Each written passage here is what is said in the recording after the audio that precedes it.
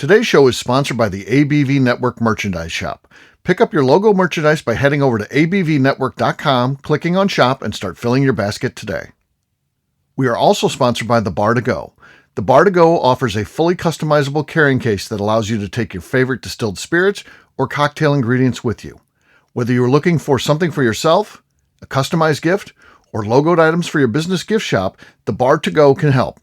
Check them out at thebar2go.com. That's the number 2 in the Bar to Go. Don't forget our friends at Neely Family Distillery now ship their unique distilled spirits directly to you. To order yours, simply call 859-394-3258. Tell them the ABV Network sent you. And now, on to the show. Let's drink!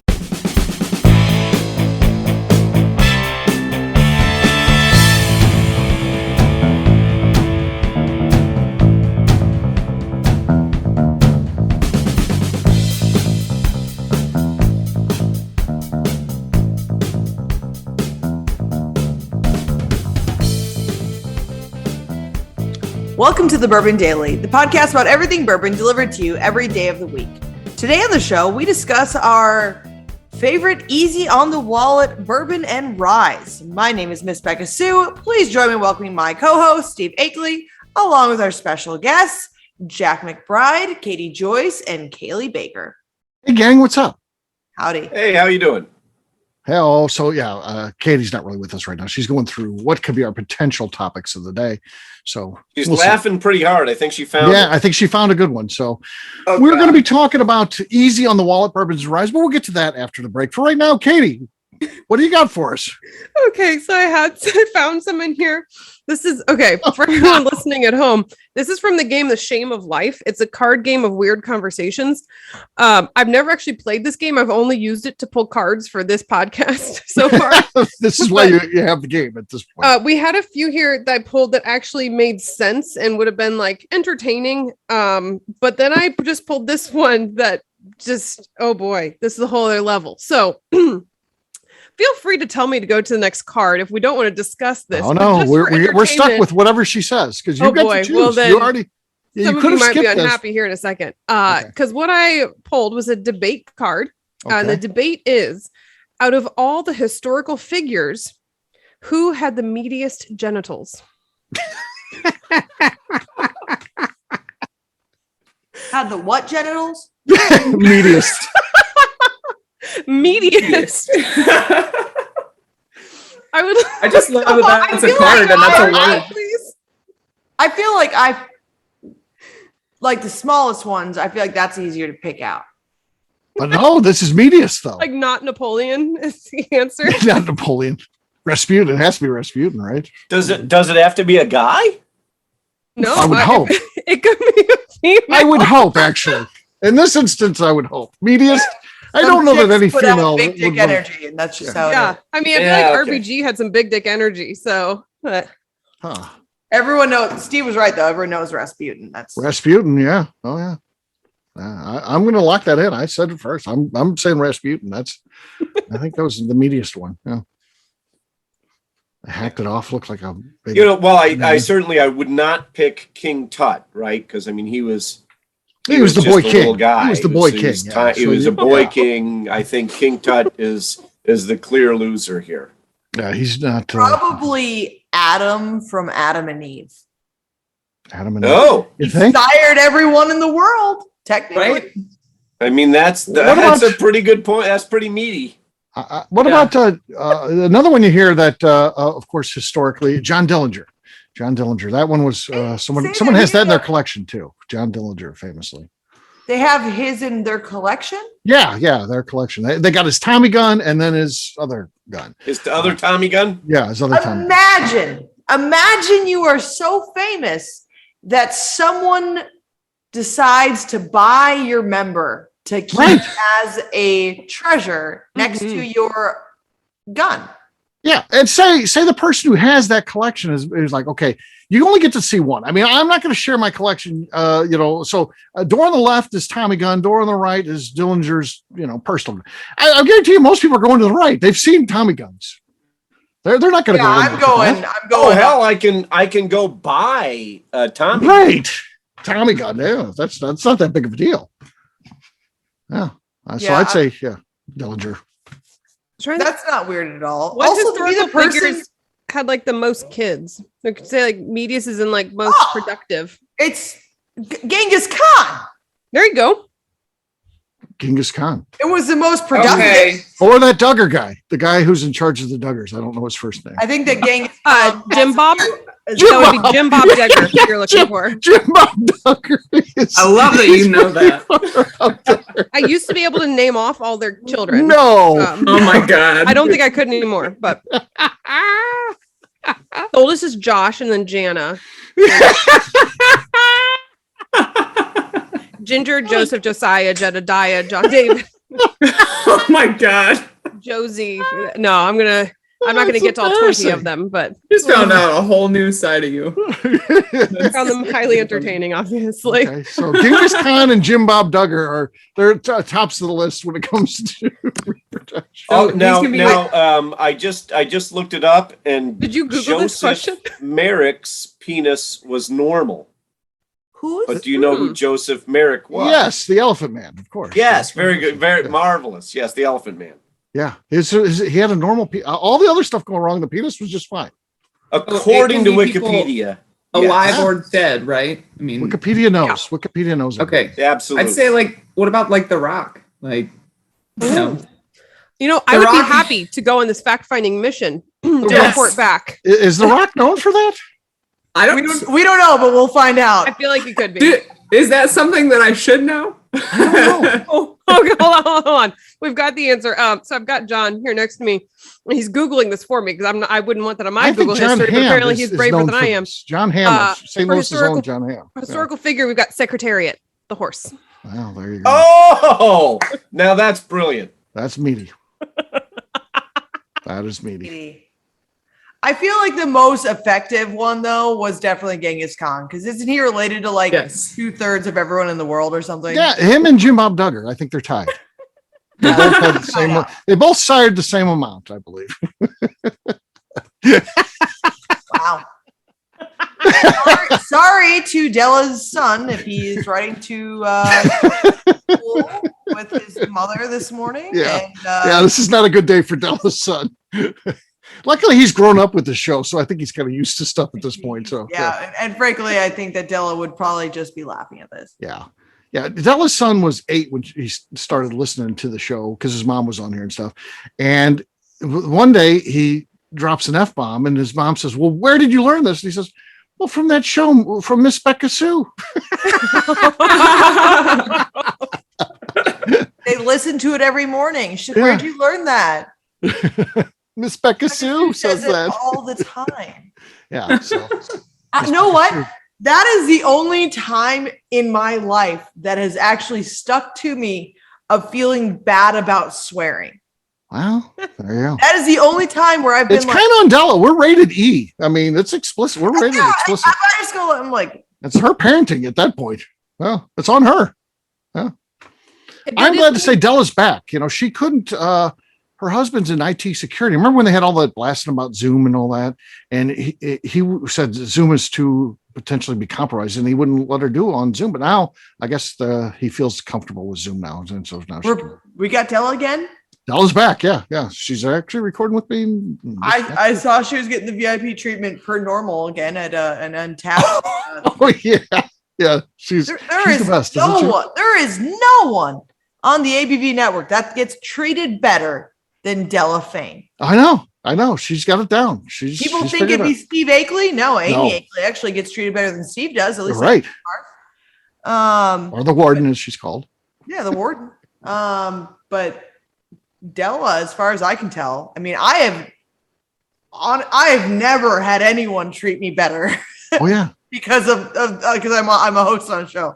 Ever. No one has ever been nice to me about that. Della Fane. Yeah. Yeah. It's her Untapped stuff and all those things. She's a writer. She has everything, but she does a lot of things, but yeah. All right. Well, it's time to drink. What is everyone drinking? I'm going to kick this one off. I've got Watershed here. This is their bourbon finished in apple brandy barrels. It is a 4-year-old bourbon, which is kind of cool. Let's see what we got cork pop wise with this. Not much there, but that is the lead right now. Hopefully you guys all got samples or screw tops. So up next is going to be Jack. Jack, what do you got? Oh, Steve, are you in luck? In honor of Easy on the Wallet bourbons, I grabbed a Trader Joe's Kentucky bourbon with a screw top. So the only thing I can do is cheat and put my finger in my mouth. And that's even cheating, I still fail. It wasn't good enough. It was not good enough. All right, Katie, what do you got?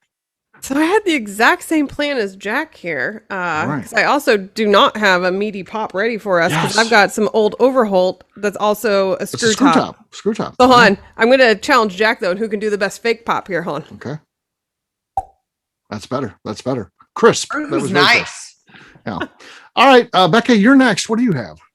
I've got also another almost gone bottle of Neely Family Distillery here, straight Kentucky bourbon, 104 proof. It's called Flying Rye Again. See, Steve, people just break out into song all the time. Yes. Did you pop the cork already? Yes. Oh my gosh, that was a sloshy mess. That there wasn't anything to it. That was negative points. Not our normal cork. These were some that Steve Beam sent to us. Okay.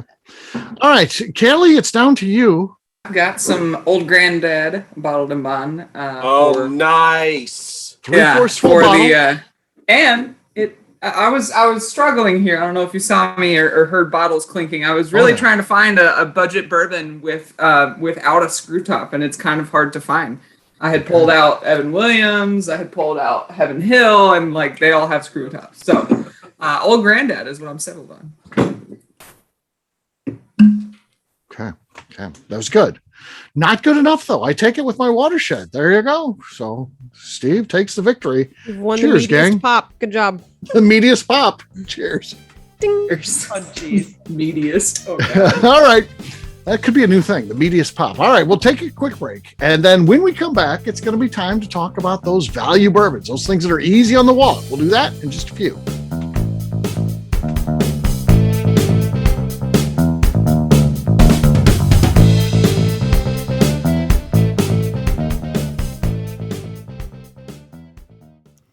Hello, this is Steve Akeley, owner of the ABV Network, and let's talk for a moment about our sponsors, the people that make this show happen. First up is our friends at Moonshine University. In 2017, I completed my Executive Bourbon Steward certification at their office in Louisville. The information I learned through lead instructor Colin Blake and their team there is something that I continue to draw upon frequently in my role at the ABV Network. It truly is the standard of establishing a benchmark of knowledge of the bourbon industry. From history to production to brands and people, it's all there. Check out their full listing of programs, including Executive Bourbon Steward Certification, production classes if you're considering starting a distillery, and much more at moonshineuniversity.com. I also want to talk about Neely Family Distillery. Back in May of 2018, I met Royce Neely at Limestone Branch's Craft Bourbon Festival. It ended up not only being the start of a great friendship, I started to truly learn about what makes craft whiskey so amazing. You see, I had been a bourbon drinker for over 30 years at that point, and like many people who had been drinking bourbon a long time, I was hard-coded into thinking big bourbon was where it was at and craft was on a journey to get there. Spending time with Royce and learning the things he does to make his whiskey taste better started to really get me to appreciate how things like sweet mashing, open top fermentation, pot distillation, and the grains you are using not only makes your product taste better coming off the still, but also out of the barrel as well. I still love heritage brands and they make up a bulk of my collection. But when you find a craft distiller that is truly dedicated to the craft of distilling, you are drinking some of the best whiskey out there on the market today. That's exactly what's happening at Neely Family Distillery today. Check them out on the web at neelyfamilydistillery.com, or better yet, stop by and see them at their distillery in Sparta, Kentucky. And now, back to the show.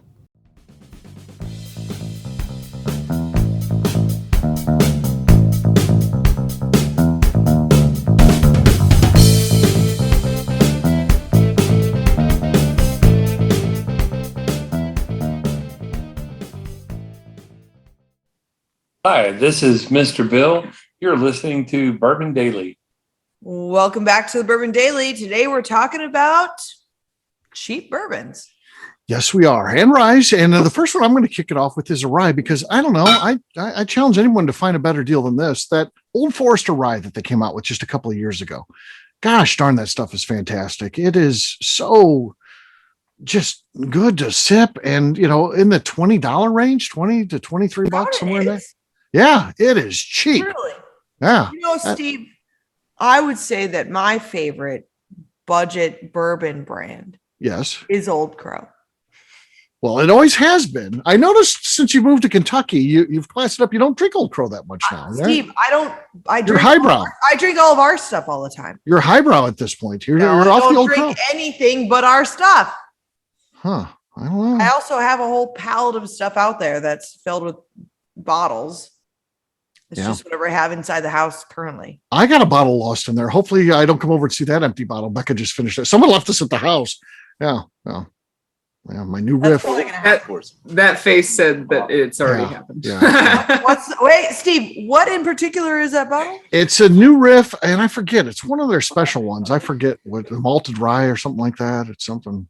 Oh, the malted rye. Yeah, it was delicious, wasn't it? I have been on multiple shows where people were telling Becca, I had this bottle that was left at your place, and every single time she's like, "Ooh, yeah, about that. Not looking good on that one." You cannot leave a bottle at a drunk's house, or really at anyone's house. I feel like it's like when you have a pool and people leave their swimming towels. Like that towel now belongs to me. If it is same thing applies. Mine. Look at me. I am your owner now. I did not leave it there though. It was left by the Kaplans to get to me. And I did disagree with how they did that. Steve, we don't discriminate on how these bottles get left. They are just mine. Huh. Okay. Well, yeah, that worked out horribly wrong. I'm trying to get this Captain now. Yeah, this release from New Riff, and of course Mandy's like, "We can get it for you." Sure, that worked out well for me. So there goes $100 flushed. Lord knows where it's at. Yeah, that's probably gone. Well, what are you wrapped in a pallet outside, probably. Jack, what do you got? Anything that stands out to you that is a nice, easy on the wallet bourbon or rye? Oh, when I get down, actually, right next door to New Riff, there's a huge liquor store there that's just marvelous. Party Source, yeah. Yeah, and I look for Old Charter. Old Charter is sort of my go-to on very easy on the wallet, but really quite good. And we can't get it in Ohio, or at least I haven't seen it in Ohio. What you guys could get there, which most people can't, is the Weller. Special Reserve. Oh yeah, Weller is and almost Antique. easy to get here. Yeah, those two are real easy. Special Reserve and Antique. Whenever the warden goes and visits her parents, she buys me, I don't know, like 10 bottles of Special Reserve and 6 of the Antique. She goes with. Yeah, we when I go to Kroger, I'll stop in and say, "Oh yeah, I can get a bottle of Special Reserve Weller pretty much anytime." Yeah. Oh my gosh. Oh. Yeah, that's available and retail, regular retail too. It's not expensive or anything. It's Special Reserve is kind of the same around here, but I would die to see an Antique 107 sitting on the shelf. Yeah, like if yesterday, my local liquor store, the big release, they let you know on Friday what they're going to release on Saturday, and it was going to be Special Reserve and Antique. And about an hour before they opened, I told my wife I'm gonna head over and get it, and she said, "Well, oh, you're too late. People line up over there at 2 a.m." I said, "Not for Weller, they don't." And sure enough, I was second in line, and called my wife over, and she was fourth in line, and we each got Antique and we each got Special Reserve. But I stopped by there today to pick up some other stuff, and the Special Reserve was still available.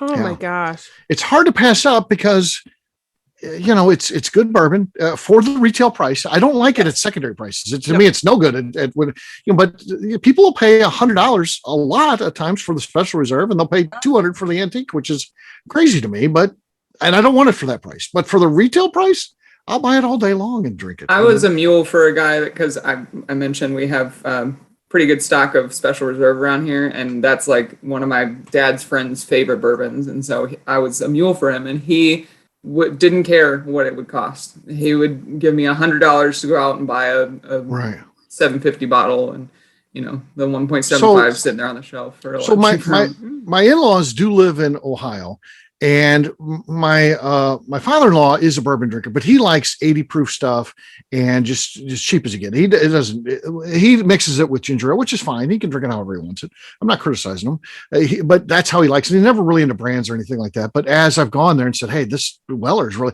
so when he sees an antique now, he grabs them for me. So they stack up at his house, which is kind of cool. So, and he's into it. He's like, hey, I got you another antique. How about that? He's like, how much? And he wants to know, how much are these things worth? He's like, oh man, but he just likes going out and getting them. So he likes to hunt, even though he's not that sort of bourbon person. He likes to go out and find it and score. He likes the feeling of the score, so that's kind of cool. But what else, on the cheap side, I would consider Buffalo Trace to be on my list because I can still usually find it for $25 a bottle here. In Missouri, and it's so good. And you can't find it in other parts of the country as well. But I wish it was as easily available as like Maker's Mark, because those are two of my favorites. And I like when it's easily available because I do enjoy mixing it like with some Coke Zero if I'm not in the mood for neat. But then I start to feel bad with how good it is and then how it can become hard to find. Missouri is weird because, Katie, if you go to the liquor store and look for Buffalo Trace, it's not there. You can't find it. You go to the grocery store and they'll have 15 bottles. It's amazing how stacked deep they are at the grocery store. Yeah. Kaylee, what's the situation by you? Can you find Buffalo Trace or not? I can find Buffalo Trace pretty easily around here. And it just depends on where you're at. It's a good budget bourbon. Yeah, it is.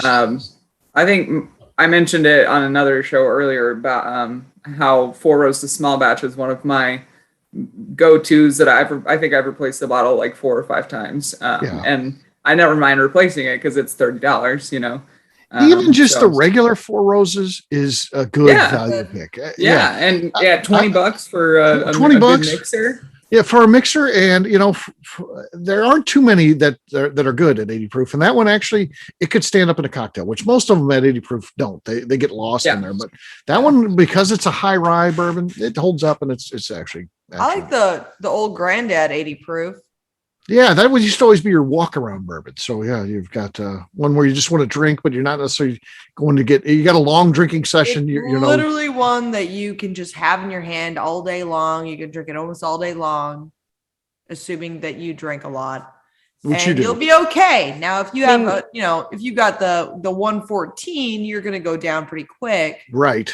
But even the 100, if you're drinking all day. Old Granddad is a cheaper bourbon that is really good. I think it's good. I really like the Old Granddad. I like it too. I like the 80, the 100, and the 114. But I love Old Granddad. And what's funny is like we always get a lot of people in the distillery who are like asking, so then what do you like to drink other than your own stuff?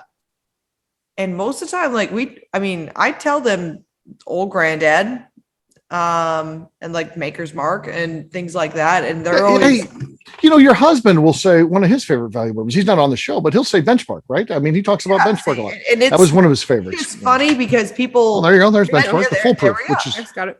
And it's just funny because people think that like when they come in, they ask us like, well, what do you like to drink? Right. Like they think I get like that. We're gonna be like, all I do is drink Pappy Van Winkle all the time, every time. Right. Whatever. And it's like, no, like if we're not drinking our own stuff, we're getting either Maker's Mark, or we're getting Old Granddad. Like those are the two that we're like going to be buying, especially if we're at just a random liquor store or on vacation. Yeah. Yeah. And since you're saying that, I mean, I have to jump in and say that I'm a Maker's Mark ambassador, number 1874764. Yeah. My number is. And there's a barrel that I'm associated with too, so I'm pretty excited about that. Nice. But also going to second you on the Old Granddad. And as we've mentioned in the past, I'm a doctor, and I not fake doctor, right? But like, I went to medical school. Yeah, and, you help people with tarantula. I'm going to start introducing you as Dr. Jack McBride. I think I would prefer not fake Dr. Jack. Not fake Dr. Real Dr. Jack. And a buddy of mine, unfortunately, caught a cold the night before his hernia surgery. And so the day after his hernia surgery was not going well at all, as you might imagine. And he had to cough. And if you don't want to cough after hernia surgery, and I said, Tim, you need old granddad. You need a lot of old granddad. It's like a prescription at that point, yeah. Right now. And pretty soon he was coming to me every day saying, okay, I got to have a little bit more old granddad. Yeah, there you go. It's medicinal. It is My opinion as a fake doctor, because I have a doctorate degree, but it's that Juris Doctorate, so not a real doctor. No, that's totally a real doctor. It's just, it's not good for like surgery. Right. I mean, but I'm You don't happy want to Katie try. operating on you. But- You don't want Katie operating on you, but yeah. She is I a real do doctor. agree. I have quite a few people, friends that like, oh, granddad. I think it's not one of my. I don't find myself gravitating towards it, but when I do have it on occasion, I'm always reminded, like, oh, you know what? I don't give this one the credit usually that it deserves. That I have been thoroughly happy. So I got this old Overholt. I was in Kentucky, found it for like $17, $16. And I got it because it was literally dusty. So I thought it was funny. And I was like, it's $17. I was like, I've heard the name before. Who cares? I actually really enjoy it. It's got a nice, like, nutty flavor to it that I've been really impressed in that. Yeah. It's good stuff, right? Yeah. Yeah. I've got a couple of old Overholts here. Jack, you can find these. The Bottled and Bond. Mhm. That one's good. That one's available places. The 114. This is the one that Jack would be able to find, but not others. So this is what you want to look for. I have not Okay. seen that We've one. got the regular old Overholt and Yeah. the Bottled and Bond in Missouri. You can get Yep. or Illinois across. And the I way. can find the rye usually, I think, as well. But This one's an Ohio only. Yeah, this is now Ohio only. I've Ohio actually and got a Pennsylvania. few sitting nearby. I've got everything, reached by down. it, of course. Didn't even have Yeah. to lean out a screen. He just puts Right. his hand down Yeah. and pulls That's it just what up. it did. Yeah. I've got whiskey on both sides, so it's probably going to be within there. So yeah, He's actually sitting on a pile of whiskey bottles, Yes. ladies Yeah. and gentlemen. I am. Yeah, so that's He's the one you sitting want. on a Jack. barrel. Get that one. He's got a barrel that he's sitting on, still full. Does has a tap in the side. And it's a very meaty barrel, I might add. It's a Oh, meaty. God. Oh, no. It is meaty. I think Now, Jack, meaty might be pass on this one. You don't want the 11-year-old. It's expensive. he might be the new moist. Oh, God. Meatiest, the moist. meaty. I don't think meaty's offensive, right? I don't think. I don't know. It can be. I don't know. Maybe. I'm uncomfortable after this show when I hear the word meaty now. Cailee, do you like your meaty bourbon tonight? We've got Kaylee back to that place. I think she was lit up last night, slept all day, and then was starting to sober up. And I think we've taken her back to where she's back. She's back to normal. Back in it. Yeah, back in it. Yeah. Just in time for the end of the last show. Yeah, there you go. So on that note, okay, and now she's Oh, and then frozen she's up on the frozen. screen. Now she froze. So the perfect timing to wrap this one up Oh, by look. talking about where people can find us. got We have two two Kaylee Bakers on. Jack, No, we'll her start with video's fine. She just passed out with her eyes half open. you. Yeah. I'm here. Sorry. Okay. She's here. My computer died. It's been Okay. plugged in the whole time and it died. So Oh, Nice. Perfect. Perfect. Dell Well, computers do not charge and keep charging. Oddly, you're still on our screen, so we still have you. Yeah. Really? Memories of the dead. Yeah, computer. yeah. You're here twice. Yeah. Hey, Jack, I've got a personal question. So you're a doctor. Oh God. That's I've what got they this say. bump. Yes. I need you to take a look. It's like a No, rat. it's not weird. But I don't have any weird lumps or bumps. But what do your patients call it? Do they call you Dr. Jack? Oh, yeah. So, yeah, I'm a pediatrician. So quite often it's Dr. Jack. That's easier to say than Dr. McBride. Easier for You know, kids. it's funny. I don't particularly care for being like sort of pretentious about being like, look, if you don't call me fucktard, I'm pretty content, right? But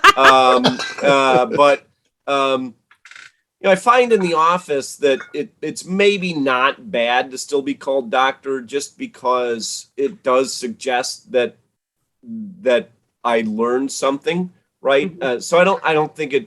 I was just It's wondering not to if you say had that it's just to say that I went to school for a long time and learned something. Yeah. And, in this particular setting, I have something useful to tell you. Whereas, say, in like telling you how to wire your house for electricity, I would have nothing useful to tell you. We don't call you electrician, Jack. Exactly right. Now there are, although, okay, I am called Chainsaw Jack, which I think is great for October. So a buddy had a Sorry, tree were you a fall pediatric down. surgeon or? Yeah, so no. So buddy's tree fell down, and I went over with a chainsaw and I helped him cut it up, and we got it all done. And then a couple weeks later, his 9-year-old daughter had a splinter and wouldn't, and she was crying and screaming and wouldn't let her parents look at it. And she said, "No, I want Jack to look at it." And they said, oh, you want Dr. Jack? And she cried, "No, I want Chainsaw Jack." And so now I'm Chainsaw Jack. Nice. I was wondering because That is adorable. when I had a pediatrician, mine was Dr. Bear. Yes. Aw. And I don't know I don't even remember what his actual last name was, but it was something similar to that. Like, I don't know why that's what he just went by, but he was like I saw him till I was like 20. Really? Yeah. I got booted the day I turned 18. Damn. Yeah. Now that's too bad. No, we'll see people through college. Yeah, Dr. Really? Bear. But I was just wondering because like pediatricians always have like Dr. Jack is that's a good pediatrician name. Yeah. Yeah. No, I think we're pretty fun people. I mean, you don't go into pediatrics because you're stuffy. No. True. Always the nicest people. All right. Well, we'll wrap this show up by talking about where people can find us. We'll start with you, Dr. Jack. Where can people find you? Yeah, you can find me on your local street or at 4swampers.com, and I'm probably going to change my name to Chainsaw Jack for October, but it'll still be at 4swampers on Twitter. All right. Cailee, how about you? Where can people find you? You can find me on Instagram at Kaylee Baker and serving up some delicious cocktails out at Leatherwood Distillery. All right. Katie Esquire, where can people find you? Aw, thank you. Yes. You could. It's funny. Okay, I was gonna do a little spoof off what you say every time, Steve. Of like me, I'm an easy gal to find, but no, I'm not going to because you called me Esquire. Thank you. So you can find me on Instagram at Katie Proof. She was gonna make fun of me, and then I was nice to her, and she said she couldn't make fun of me. How about That's that? right. Steve, let this be a fucking lesson to you. Be nice to people. Be nice to people. Yeah, let this be a fucking lesson, Steve. Yeah, I just learned a lesson. I'm 53. I just learned a lesson. There You go. were gonna get drugged through the dirt, and then you were nice. Oh yeah. Yeah. Really, it's a form of flattery, though, because they just copying what he does. But still, yes. No, I'm going to leave it unique for him. Okay. Still. All right. Miss Beka Sue, where can people find you? You can find me on Twitter and on Instagram at Miss Beka Sue, 1K, no C's. How come your husband doesn't know that? He spells your name wrong, which amazes me. I can't imagine spelling your wife's name wrong. That's He makes so whiskey. great. He's not a spelling bee champ, okay? No one cares about me, Steve. No one truly cares about me. He That's sends just me a the message and shit. it'll be like BECCA and I will be there. And I'm like, your wife's name is BEKA. I don't know what fucking parallel universe I'm living in at this point, but it's not. Steve, you're married, right? You yes, understand when you're married, you can't correctly go to the grocery store anymore. I mean, nothing you do is correct. Also, That's true. the defense attorney It's is my is gonna say fucking name, maybe, Jack. I feel like that can be accepted. maybe he was in using defense voice of your text. husband, I suspect he's dictating into the phone. Yeah, I Oh, don't think sure. how to even do That's that. what's happening is He he's doesn't put even- on the voice He does not dictation. know how to talk into his phone. Well, He doesn't not know that. well because it misspelled your name, but he does his He best. doesn't okay? know how to talk into his phone. I know. I'm married to him. Does he have an assistant? Did they type it for him? We can blame the assistant. Did That's they- Becca. an dictating. assistant? He's gonna get his dick cut off. Memorabilia. That's going to be with Rasputin and Dillinger Sweeters. Exactly. There you go. If he's All right. assistant, I don't know about it. It's getting added to the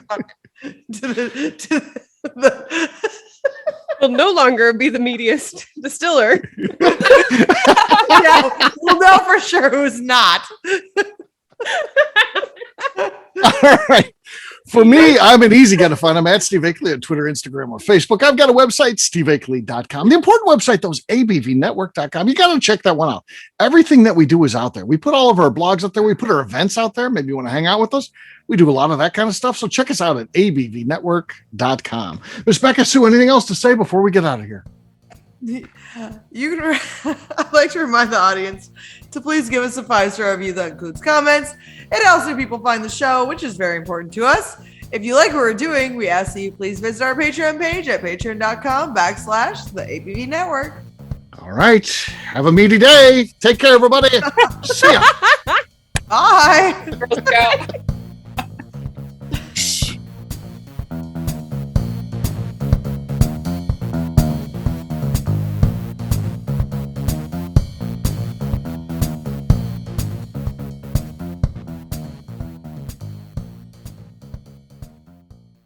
Before we finish the show, let's chat for a moment about Moonshine Still Pro. Moonshine Still Pro has a full line of products to help the home distiller. Whether you just want to experiment on a small scale on the stove in your kitchen or try your hand at a bigger setup in the backyard, Moonshine Still Pro can help. They have different still offerings as well as accessories and even grains from Goldstone Mill to help you make whiskey on par with what you get from your favorite distillery. They can even assist with a DIY still project by supplying some of the parts you can't make yourself. Check them out at moonshinestillpro.com. At the ABV Network, we're lucky enough to have some great friends. Amongst those friends is the Goldstein family, owners of Goldstone Mill. Goldstone Mill is a full-service mill offering a variety of heritage and heirloom grains. Their unique approach of working with mills around the country allows them to offer you affordable shipping opportunities to meet the unique needs of your distillery or brewery. They will consult with you to ensure the grains you are selecting meets the unique flavor profiles you are looking for. If you are a home brewer or distiller and you're looking for the grains that your local distillery or brewery uses, Goldstone Mill is the place to look. Check them out on the web at goldstonemill.com, call them at 217-254-6613, or shoot them an email at hello@goldstonemill.com. The Bourbon Daily is part of the ABV Network. For more information or to become a sponsor, please visit abvnetwork.com. Thanks for listening and cheers. This has been a Steve Akeley production.